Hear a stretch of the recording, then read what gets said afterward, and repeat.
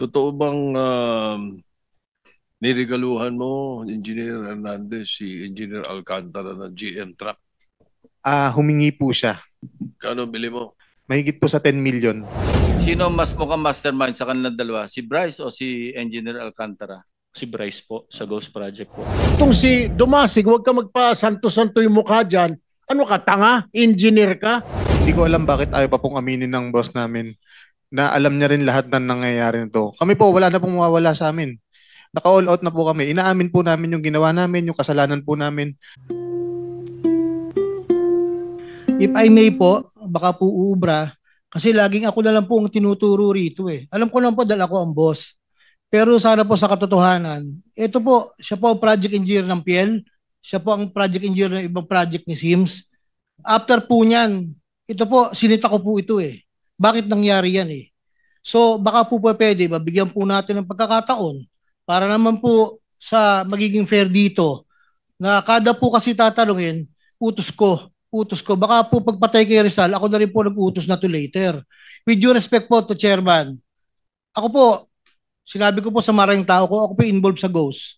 Hindi bali pong makulong kami magkakasama. Pero hindi po ako part ng Ghost na to. Ito po ang project engineer, pwede pong, if you may, Si Dumasig, di ba? siya po yung project nakakaalam po engineer. lahat. Maupo ka nga dyan sa harap, Ray Dumasig. Kasama ka rin sa BGC, di ba? BGC Boys. Part ka rin. Malakas ka rin magsugal. Sipin nyo, sinusugal nyo yung bira kayo. Sige, Dumasig. Ray. Hello po. Yun po. Ako po yung na-assign na project engineer po dito sa... Ako po yung dinesignate ni Engineer JP po na maging project engineer sa PL po tsaka sa Perez. So, nung na-designate na po sa akin to, ang sabi po kagad nila, sila na daw po ang bahala. Baga wag ko na daw po pakialaman. So, yun po. Bali, ito po nangyayari po nung ano pa lang, nung project inspector pa lang po ako. Ang project engineer po noon at that time, si Engineer JP, si Engineer Paul, tas ang happy po namin si Engineer Bryce. So ako po bilang project inspector po noong time na yon, sumusunod lang po ako sa utos nila na wag ko na daw po pakialaman yung project. Hindi lang naman po yun yung hawak kong project. So Sabi pirma din, ka lang na ng pirma. Huwag mo nang pakialaman, pipirma ka na lang. actually po, nung project inspector po, wala pa naman po akong pinipirmahan at that time, more on site visit lang. So ganun po yung nagiging sistema nung mga panahon na yon. Sinasabi po nila, wag ko daw po Okay. ipaalam. Cut to the chase, ano? Okay po. Sino mas mukhang mastermind sa kanilang dalawa? Si Bryce o si Engineer Alcantara? Si Bryce po, sa Ghost Project po. Basta Ghost, siya nakakaalam. Opo. Sila pong dalawa ni Engineer JP. Actually, So alam mo rin yung consequence ng napasukan mo kasi signatory ka. Ngayon pong nalaman ko po yung na hindi po pala nila ginawa yung mga project. Yun nga ang masama eh. Alam nyo, hiniram nyo lisensya, Hindi, talagang medyo maiyak talaga yun kasi siya mananagot talaga, lisensya niya eh. Pero wala siyang kamalay-malay kung paano nyo ginawa o hindi ginawa yung project. Opo. Kaya Hindi ang po ako pakiusap kasama niya, doon, habulin Mr. nyo Chair. na gawin sana pero hindi naaabot eh.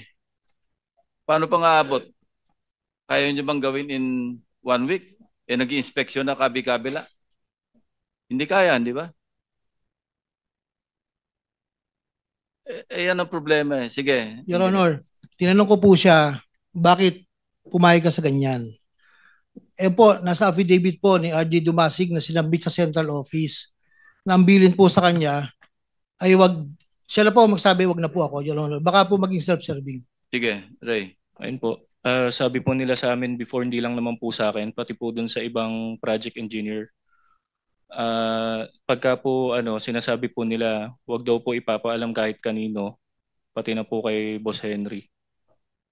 So alam niyang Ghost John, alam niya. Nino po. Ni Bryce. Hindi po, basta po, wari na po. For example, Hindi mo alam kung alam niyang Ghost yung ginagawa. kasi po, wari na po, may isang project po nung time na 2022, or eto na lang pong PL, para po, na-prove na po na ghost project to. Yun po, sinasabi po nila na wag na po namin pakialaman. Ako po yung inspector, pati po yung materials engineer. So kami po, tulad nga po nung sinabi ni Ate Sally kanina, hindi po namin alam yung location ng project. Kasi po hindi lang naman po ito yung hawak kong project. Oh, excuse me, no? Okay po. Minsan pa meron pa kayong ginagawa na hininom ng lisensya, papakitaan nyo pa ng project sa ibang grid coordinates. Ililigaw nyo pa yung may-ari ng lisensya. Hindi, natapos yan. Ito, actually, ligaw yung contractor kasi sa kanya lang malaman, iba yung tinuturong project na natapos. Yung project na ginapit ng lisensya niya, actually hindi ginawa. Meron pa kayong ganun eh. Ewan ko po sa kanila po. Yun nga, alam nyo, yung knowledge ko at saka ng team ko ng baha, mas malalim pa sa baha sa Bulacan. Kaya kanina ko pa kayo winawarningan eh. Sige, Henry. Your Honor, kaya ko po na-discover yan, kaya ko po pinatatawag si Engineer JM.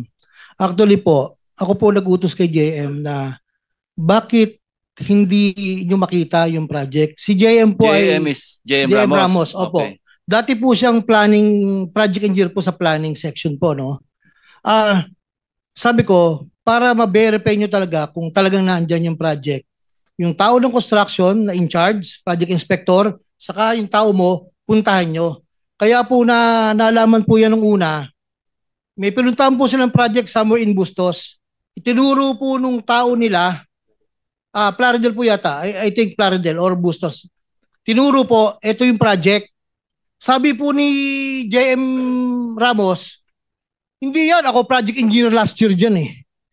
So doon po nagsimula mag-report sa akin si Engineer JM So, po. kinukonfirm mo yung sinabi ko na tinuturo doon sa may-ari ng lisensya, ibang proyekto para maipakitang ginawa nila. Yes, Your Honor. Katunayan po, kahit po na itong huli na pinipilit po nila na ipagawa po, hindi rin po maalaman ng mga inspektor kung saan po talaga yung project po, Your Honor. Alam nyo kung yung galing nun yan, ginawa nyo sa mabuti, walang baha sa Bulacan. Hindi nyo ba naisip yun? Ang gagaling nyo, pero kung sa mabuti nyo ginawa, hindi binabaha yung mga kababayan nyo. Kababayan nyo pa naman, taga Bulacan kayo, di ba? Oh. Sige, Senator JB. Siguro tuloy na natin, Mr. Chair. Kanina, nung wala ka pa, Engineer JP, inamin naman ni Engineer Bryce na meron naging ghost projects. Hindi mo ba, ikaw ba inaamin mo na nagkaroon ng ghost projects under your district engineering office? Kasi kayo tinuturo eh. At Engineer JP.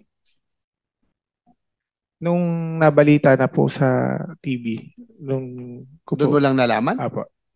Pero ang sabi ni Sally, kayong dalawa, di ba, nung isang nakalang hearing, bago pa mag-assume si Chairman Lacson, kayong dalawa tinuturo ni Ma'am Sally, nakausap niya po doon sa mga projects na supposedly ang alam niya ginawa, pero hindi niyo ginawa.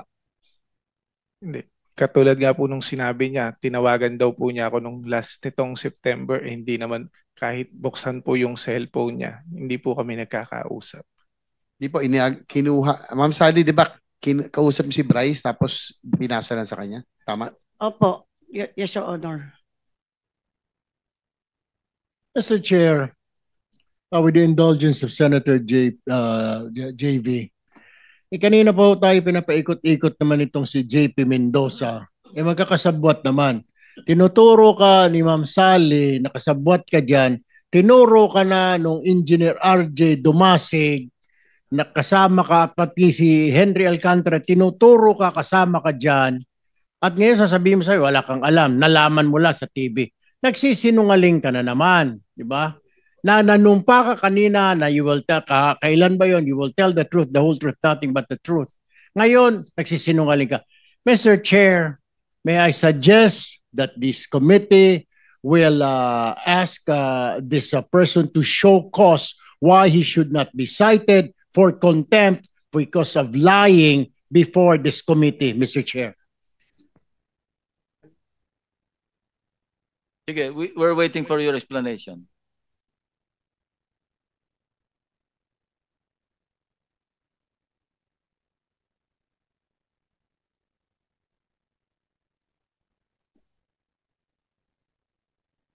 Sir, gaya nga po nung sinabi ni Engineer Bryce kanina, ito po kasi yung tinatawag na in-house in-house contracting. contractor.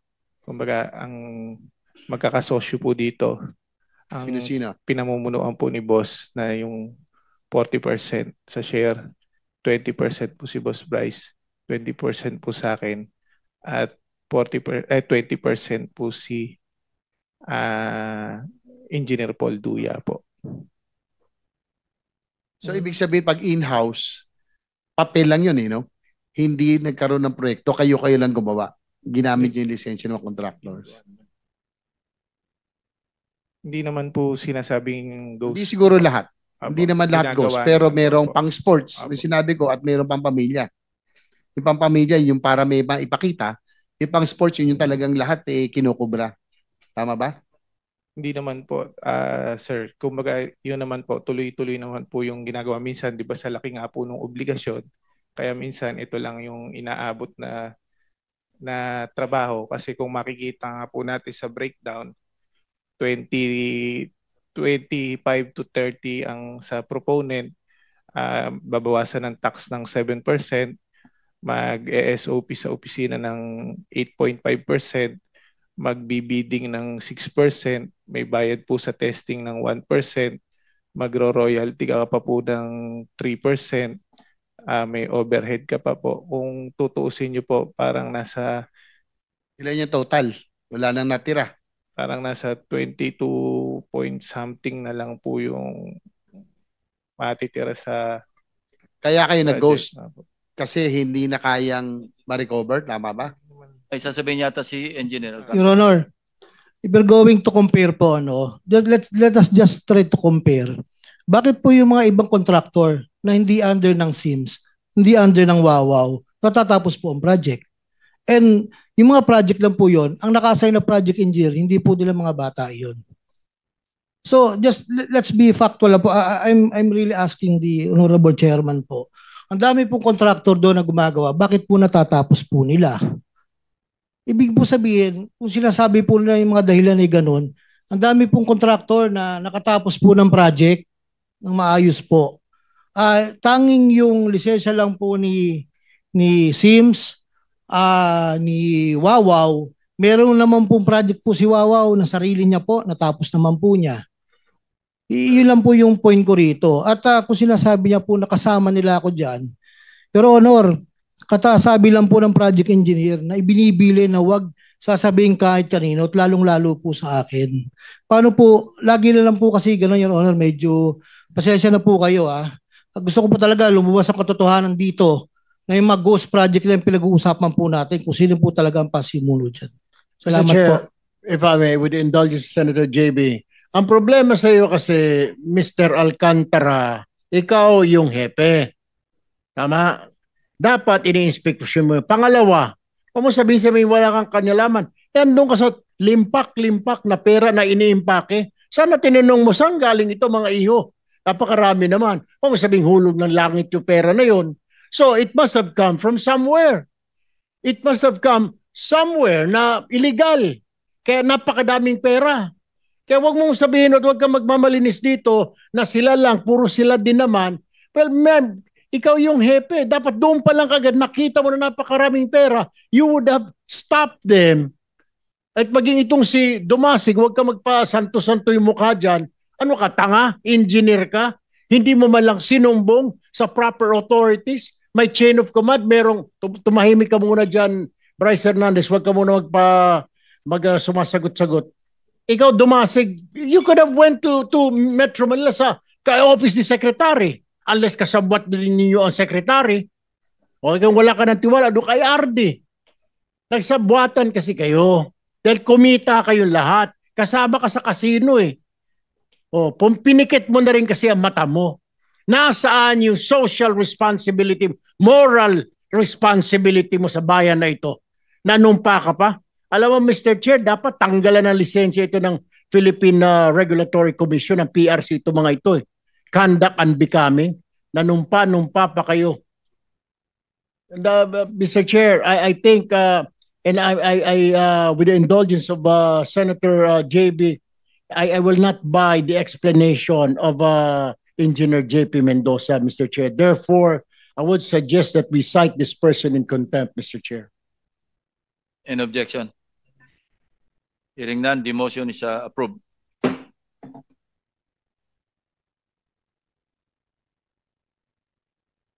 Go ahead, Bryce. Yung sa amin po, umamin naman po kami na hindi ko alam bakit ayaw pa pong aminin ng boss namin na alam niya rin lahat ng nangyayari nito. Kami po, wala na pong mawawala sa amin. Naka-all out na po kami. Inaamin po namin yung ginawa namin, yung kasalanan po namin. At kung ano po yung kailangan namin ibalik, willing po kami.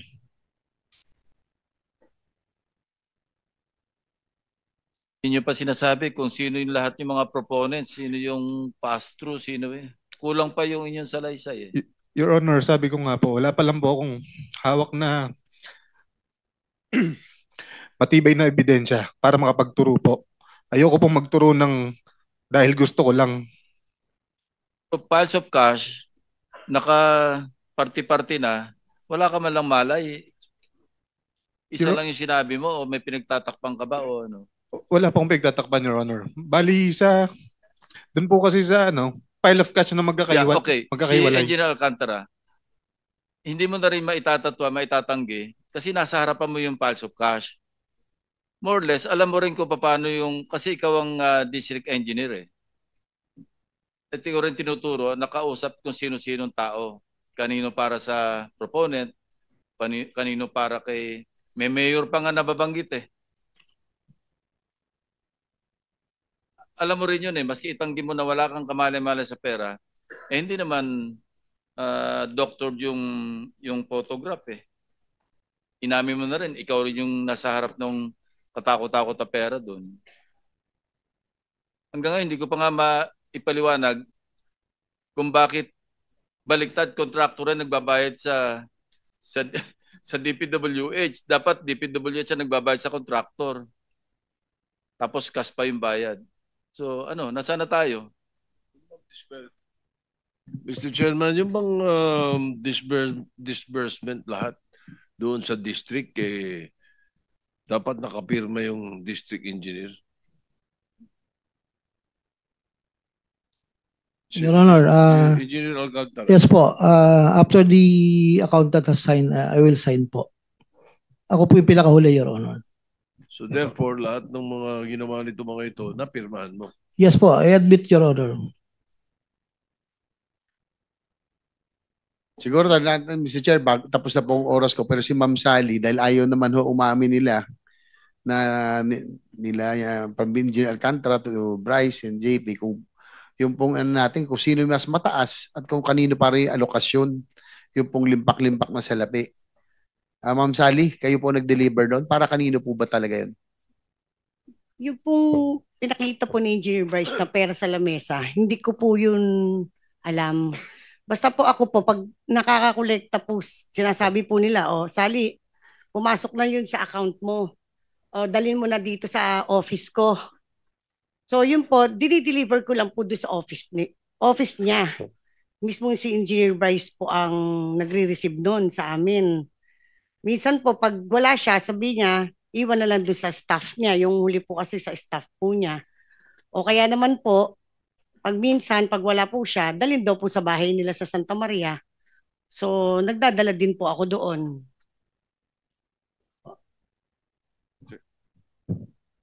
Anyway, back and forth ito, pero isa lang maliwanag, talagang may kalokohan. So, anyway, okay na? Senator Pangilinan is recognized.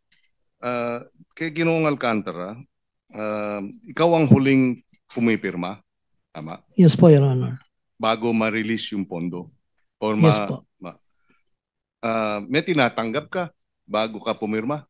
Wala po, sir. Yung po kasing LDAP na dokumento, dumadating lang po sa office ko yun. Marami po yun, Your Honor. Basta po nakapirma yung accountant, it means na okay na po yun. Pinipirmahan ko na po. So, ibig sabihin, sinasabi mo ngayon na sa bawat pirma mo, hindi ka tumatanggap? Yes, Your Honor po. So, automatic, pag dumating pong papel, pinipirmahan ko po yun, Your Honor. Hindi. Basta Hindi ibig sabihin dun sa pagpirma mo wala kang walang ibinibigay sa iyo. Pero ikaw ay pipirma nung final anong tawag doon? LDAP po, LDAP. LDAP Yes po, Your Honor. na walang kapalit. Wala naman po, Your Honor. Saan galing yung pinagsusugal mo? Kung walang kapalit yun. Your Honor, ako naman po ay matagal nang nagtatrabaho. May ipon naman po ako. At nakadeklara po sa alin ko, may restaurant naman po ako at may hanap buhay naman po. Huwag ka nang pumunta sa salin, lalo ka madidiin.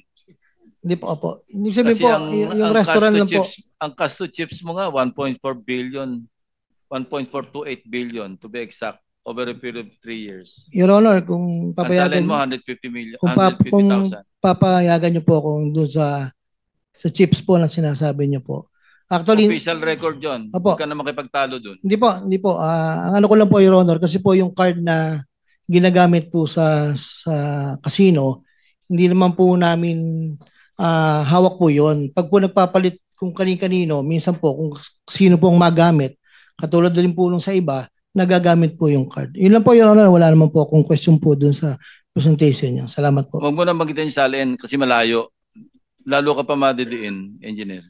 Huwag na. So tama ba yun, Engineer Bryce? Wala siyang tinatanggap sa mga pinipirmahan niya? Hindi po, Your Honor. O ano sistema ng bigayan? Sa opisina po, yung bukod pa po tayo, yung obligasyon pa lang po sa opisina na 8.5% pagka ibinabalik po ng kasing ilang contractor, meron na kagad siyang 3.5 to 4% po doon. Then yung the rest po na 4.5%, 4 to 4.5%, yun po yung ibibigay naman po sa akin, sa hepe. The rest na po nang nasa opisina. Pag sinasabing ibinibigay, ano yan? Cash? Cash po, nakasobre po. Tapos, sinong tumatanggap para kay Mr. Alcantara? Bali, binibigay po ito yung 8.5% pag binibigay po dun sa accountant namin, din yung accountant po namin ng nagbibigay separately kung kani-kanino Sino po. yung accountant? Pangalan? Ano po, si accountant Juanito Mendoza. So si Juanito Mendoza ang siyang tumatanggap at dinidistribute 8.5% kay Engineer Alcantara, 4.5% sa inyo, ganun? Hindi po. Total po yung 8.5%. Okay. Yung 4% po doon kay Boss Henry. Tapos Okay. So si Juanito Mendoza, ano? Juanito Mendoza po. Mendoza rin? Kamag-anak ba ni... Hindi po sila magkamag-anak. Okay. Siya ang tumatanggap at siya Opo. ang nagdi-distribute sa loob ng envelope kay Alcantara sa inyo. Opo. Sa inyong lahat, ganun? Opo. So Mr. Chairman, patawag din natin si Mr. Juanito Mendoza. Opo. Your Honor, may I add po? Kasi po meron po kasing instruction si Boss Henry sa accountant po namin. May instruction po si Boss Henry sa accountant namin na pakolektahin kahit walang papel, to follow na lang. Kaya kung makikita nyo po, napakarami pong backlog sa opisina namin. Basta ang instruction po ni Boss Henry, pag sinabi kong pakolektahin yan, pakolektahin, to follow na lang lahat ng papel. Kaya puro backlog po sa office namin. Mr. Chairman, according to your secretariat, the secretariat, naimbitahan na si Mr. Juanito Mendoza pero hindi humarap. So baka pwedeng isabina na. Mr. President, with the approval of the Senate President. Bagong bypass lang po, Your Honor. Si Juanito Mendoza po. Last week po siya na bypass.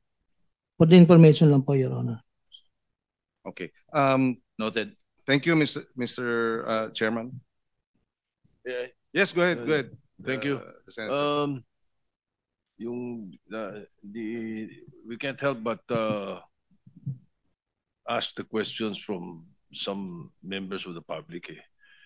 Totoo bang niregaluhan mo, Engineer Hernandez, si Engineer Alcantara ng GM truck? Humingi po siya. Humingi po. Doon po sa may project namin doon po sa may sharing namin ng project na 40, sa kanya 20, at saka isa pong 20. Doon po ibinawas yung pambili po nung GMC. Kano bili mo? Parang ano po, nasa mahigit po sa 10 million. Your Honor. At sa dealer mo binili. Dito po sa may sa White Plains po. Doon po malapit Your Honor. Bandang sa may Katipunan po. Alright. Hindi kaya itago no? Yung mga ganun. Nakita nyo. Hindi maitatago Okay. Ano nangyari dun sa August 3 confrontation nyo? Pinatawag po kami ni boss. Meron po akong sinulat. Okay lang po basahin ko na po.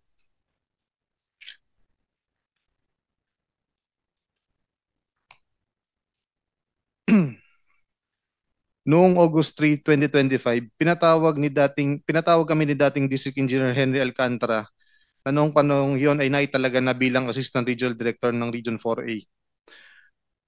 Ang buong opisina upang pag-usapan ng issue ng flood control projects sa aming distrito.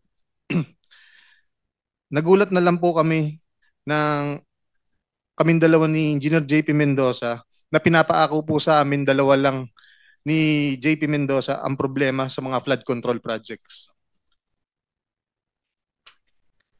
Siyempre po hindi po kami pumayag. Doon po nagsimula ang paninira at pagdiin sa amin sa mga anomalya. At pinalalabas si D. Alcantara na kami lang ang mastermind ng lahat at wala siyang alam. Tinakot pa niya ang mga kasama namin sa opisina na kapag hindi kumampi sa kanya, idadamay niya sa amin dahil pinapalabas niya sa kanilang lahat na hawak niya raw ang ebidensya para madamay sila.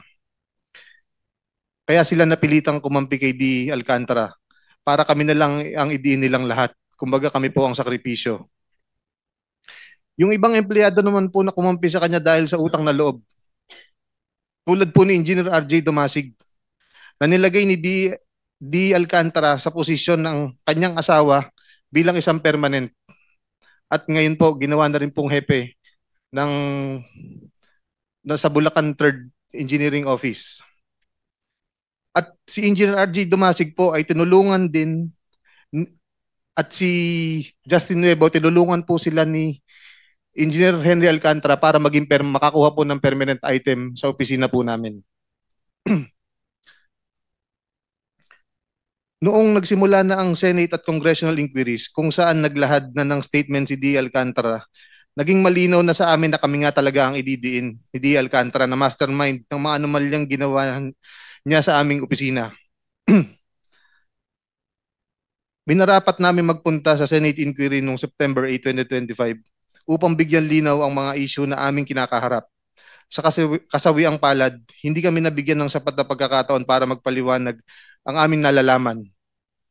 Bagkus parang kami ang naging primary suspects at sa ginagawang investigasyon. At ito nga po ay nauwi sa pagko-contempt po sa akin. Okay, hindi. Tinatanong ko lang ano nangyari sa August 3 na confrontation Okay. Anong role dito ni Engineer Bernardo? Si Boss Henry po, matagal na pong kasama ni Boss Henry si Boss Yusek Robert Bernardo. Yusek. Opo. At base po sa sinabi ni Boss Henry sa akin, si Yusek Robert Bernardo po ang nagmamanipulate na ibang senatorial funds po na bumababa sa aming opisina. Nasaan si Yusek Bernardo? Wala po akong idea, Your Honor. Engineer Alcantara, you were raising your hand. Go ahead. Your Honor, sinasabi niya po na tinakot ko yung mga hepe. Actually, they have submitted their affidavit in central office on what happened on August 3 po, no? Personally po, pinatawag ko po talaga sila upon the report of JM Ramos at hindi po totoo na tinakot ko po yung mga tao. Actually po, they have the affidavit po and kung pwede po, Mr. Chair, Your Honor, pwede po natin silang tanungin kung sila po tinakot ko. Ang sinasabi ko lang po sa kanila ay magsabi ng katotohanan during kung ano ang nangyari sa meeting na ako po'y galit na galit sa dalawa. At sinabi ko po sa kanila, aminin nyo sa kanila na ako'y hindi involved dyan. Yun po magpapatunay, Mr. Chair, Your Honor. Andiyan po si Ernesto Galang, Ruben Santos, JM Ramos. Sila po ang makapagpapatunay. Hindi ko po sila tinatakot po. Andiyan po si Accountant June na sila po yung umamin tungkol po sa Ghost Project. Wala pong katotohanan ng pagtatakot po kasi po kahit ano po gawin ko doon, kung ayaw naman po nilang mag-explain na affidavit, hindi po nila gagawin yun kasi madadamay po sila. Sasawsaw pa po ba sila sa senaryo na to? I-release pa po ba nila yung kanilang sitwasyon? Yun lang po, Your Honor. Andiyan po yung mga tao, pwede po natin silang ipatawag para po makapagsabi na wala pong takotang nangyari po rito, Your Honor. Yun lang po, Mr. Chair. Salamat po.